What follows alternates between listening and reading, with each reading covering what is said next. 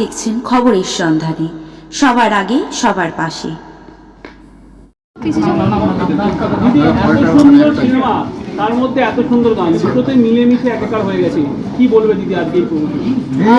বেলার সবচেয়ে দ্রষ্টব্যপূর্ণ বিষয় যে বেলা এমনি নিজেই একটা চ্যালেঞ্জ এবং চ্যালেঞ্জিং ক্যারেক্টার, কিন্তু তার সাথে সাথে সঙ্গীতের একটা দারুণ সমন্বয় হয়েছে এই ছবিতে।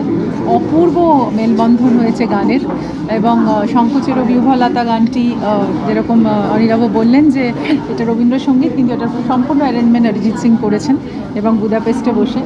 আর তার সাথে সাথে সোমলতার অপূর্ব গান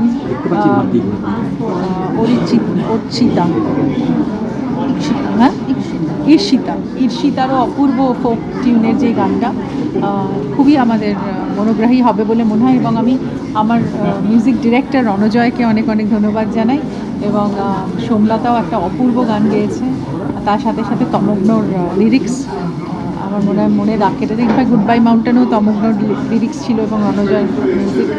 গানগুলো খুবই মনোগ্রাহী হয়েছে। আমরা রাজভবনে স্ক্রিনিং করলাম এবং বেলার শুভেচ্ছা নিয়ে এসেছি রাজ্যপালের কাছ থেকে এবং ওনার স্ত্রীর কাছ থেকে। আজকে রাজ্যপালের ছেলেও আমাদের মধ্যে উপস্থিত হয়েছেন আমাদের শুভেচ্ছা জানানোর জন্য। এবং আরও ভালো লাগলো যে আমাদের সঙ্গে ছিলেন সোহম, কারণ ওরও ছবি আসছে বহুরূপ। আমার ভালো লাগছে যে আমরা সবাই মিলে দারুণ একটা কাজ করছি। এবং বাংলা সিনেমার এই সময়টা আমার মনে হয় খুবই উজ্জ্বল একটা সময়। এবং আশা করব যে বেলা দে যেন ঘরে ঘরে পৌঁছে যায়, যেরকম বেলাদের রান্না ঘরে ঘরে পৌঁছে গেছিলো, যেরকম বেলাদের জীবন যেন মানুষের ঘরে ঘরে পৌঁছে। আমার একটাই আর্জি, প্রাইম টাইম শো দেওয়া হয়েছে বাংলা সিনেমাকে, প্লিজ আপনারা এসে ছবিটা দেখবেন এবং ছবিটার মূল্যায়ন করবেন। এবং বেলা দে আপনাদের জন্য অনেক কিছু জানাবে এবং অপূর্বভাবে আপনাদেরকে আনন্দ দেবে। বেলা তো একটা মানে বেলা দে মানে আমাদের প্রত্যেকেরই একটা নস্টালজিয়া, বা ছোটোবেলার প্রত্যেকে, বিশেষ করে আরও যারা আগেকার মানুষ, সেখানে এরকম একটা ছবি, সেই ছবিতে তোমার গান এবং ঋতুদি তোমার প্রশংসা করলো ভীষণভাবে। মানে ঋতুদি সবার, এটাই সব থেকে মানে বড় মানুষদের পরিচয় যে সবার মধ্যেই ভালো খুঁজেই বার করে। এবং ঋতুদি সাচ ওরকমই যে সবার মধ্যেই ভালো জিনিসটাই খুঁজে বার করে প্রশংসা করে। সো এবং অবশ্যই অনিরাবদার প্রথম ফিচার ফিল্ম, সেখানে এরকম একটা ইন্টারেস্টিং টপিক, যার জীবন নিয়ে কথা এবং ছবি, এরকম একটা ইন্টারেস্টিং প্রজেক্টে যে আমার গান থাকছে এবং আমি একটা পার্ট হতে পেরেছি, এটা অবশ্যই খুব ভালো লাগছে। এবং রণজয়ের সঙ্গে আগেও কাজ করেছি, তমগ্ন যে আমার গানটা লিখেছে, ওর সঙ্গে প্রথম কাজ করা, বাট দুজনেই অসম্ভব ভালো কাজ করেছে। এবং গানটা কিছু গান থাকে না যেগুলো মনে হয় ভেতর থেকে যে আরও ভালো গাই, আর একটু ভালো করতে পারি যদি। গান গাওয়ার সময় সে চেষ্টা সব গানের ক্ষেত্রেই থাকে, কিন্তু কিছু গান একটু মনে হয় 1% হলেও একটু এক্সট্রা মনে ধরে যায়। এই গানটা যখন প্রথম পাঠায় রণজয়, আমার সেরকমই মনে হয় এবং খুব ভালো লাগে। যতটা ভালোবাসা এবং ভালো লাগা নিয়ে আমি গানটা গেয়েছি, আশা করছি মানুষের শোনার পরও সেই সেম ফিলিংটাই হবে। এবং এখানে আসার পর থেকেই এত ভালো ফিডব্যাক অলরেডি পাচ্ছি যারা যারা গানটা শুনেছেন অলরেডি তাদের থেকে। সো সব মিলিয়ে বেশ মন প্রাণ ভরে গেছে। এখন অডিয়েন্স, শ্রোতা মানুষ যারা আপনারা শ্রোতারা আছেন, তারা শুনে বাকিটা বলবেন, তবেই আমরা খুশি। ভালো লাগবে। এত গান তো তোমার মানে অনেক মুভিতে তুমি গান গেয়েছো, অ্যালবামে গান গেয়েছো, এই সিনেমার যে গানটার মধ্যে দিয়ে কি একটা সফট কর্নার থাকে, কি পেলে মানে এই গানটা অ্যাকচুয়ালি আমাদের সকলের জীবনেরই ওঠাপড়া লেগেই আছে। সবার, কারুর জীবনই স্ট্রেট লাইনে হয় না, কারুর জীবনে খালি দুঃখ বা খালি আনন্দ তা তো হয় না, ওঠাপড়া লেগেই থাকে। এবং এই গানটা যে বক্তব্যটা রাখার চেষ্টা করেছে, সেটা হচ্ছে যে ওঠাপড়ার মধ্যে, খারাপ লাগার মধ্যে, ভেঙে পড়ার মধ্যেও যে আবার ঘুরে দাঁড়ানো, আবার উঠে দাঁড়ানো এবং আবার নতুন করে জীবনকে সাজিয়ে নিয়ে এগিয়ে যাওয়ার যে ইন্সপিরেশন, যে হোপফুলনেসটা, যে হোপ, যে সাহসটা, সেই সমস্ত কিছু এই গানটা ব্যক্ত করে।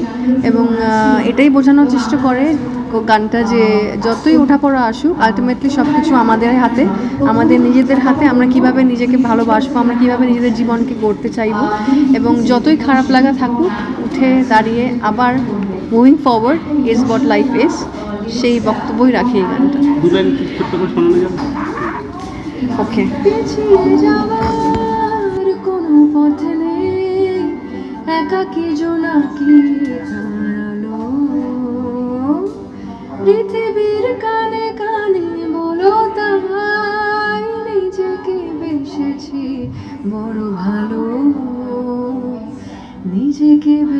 ভাবছি দাদা দুর্গা পুজোর আগে নারী চরিত্রটা প্রদর্শন করা, নারী শক্তিকে প্রদর্শন করা, সেই বেলার কাহিনী যা আবার যেটা করেছিল কেলার, ওটা হয়তো অনেকে ভুলে যায়, তা সত্ত্বেও এই মুভি দিয়ে এটাকে বর্ণিত করা হবে আবার। কী বলবেন দাদা? এটা একটা বিরাট ব্যাপার। অনিলাবদাকে আমি একটু আগেই যখন মিউজিক রিলিজের সময় বলছিলাম যে তুমি একটা মাইলস্টোন ফিল্ম বানিয়েছো, সেটা বোধহয় তুমিও জানো না।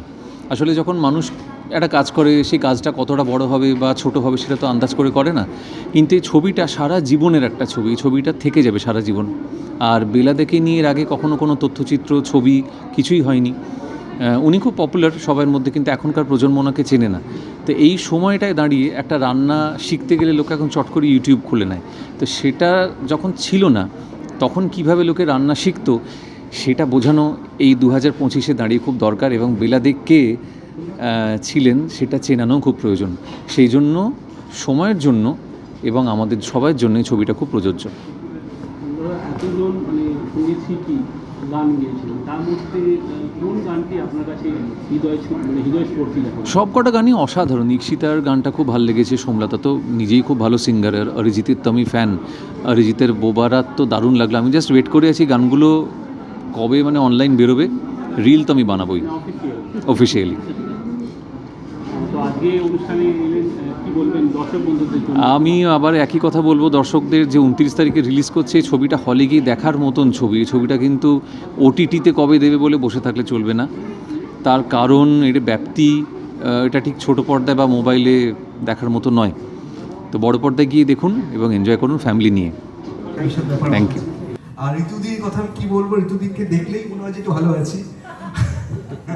তো রিয়েলি আপনারা সবাই সিনেমাটা দেখবেন, আপনারা সবাই সিনেমাটা দেখবেন, এই জন্য দেখবেন যে আমরা তো আজকাল খুব মোটিভেশনাল বুকস পড়ি, মোটিভেশনাল দরকার হয়, লোকে বলে ডিপ্রেশন অনেক কিছু, কিন্তু এই সিনেমাটা কোথাও গিয়ে এগিয়ে যাওয়ার কথা বলে, কোথাও গিয়ে মানসিক শক্তি দেয় এগিয়ে যাওয়ার। মহিলা মহল অ্যাকচুয়ালি পৃথিবী মহল, হ্যাঁ পৃথিবী মহল, পৃথিবী এগিয়ে যাক, এই গানের সঙ্গে সঙ্গে এগিয়ে যাক, এই সিনেমার সঙ্গে সঙ্গে এগিয়ে যাক। 29 তারিখ সবাই আসুন, হই হই করে আমরা সিনেমা দেখি, আমরা প্রত্যেককে ভালোবাসি। ধন্যবাদ।